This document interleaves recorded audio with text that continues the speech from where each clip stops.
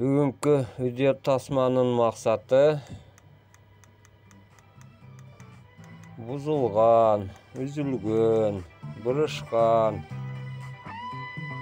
видео кассетанын ичиндеги лентаны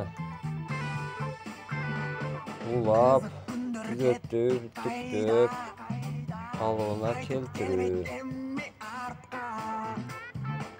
Бул видео кассеталар күндөн күнгө баасы өтө кымбаттап баратат. Анткени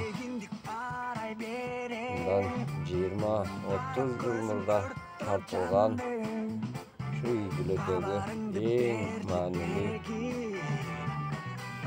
таасирдүү учурлар. Үй бүлө балдардын тойлору тартылган. Учурларда ушундай жакшы маанилүүгү колдон кол болуп жүрүп, ал жак бул жакка кечип отуруп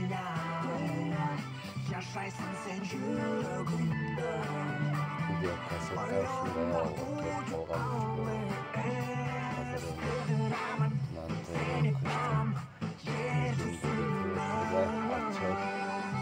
Түйөп, колдон кешинче алына келтирип турган учуру аны бүгүнкү заманбап аппараттар, смартфонлор, ошондой цифралык абалга келтирүү максатында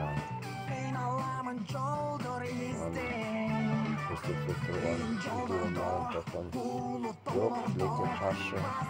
Ошондуктан атайын кызматтарга берип, видео кассетадан цифралык аппараттарды пайдалануу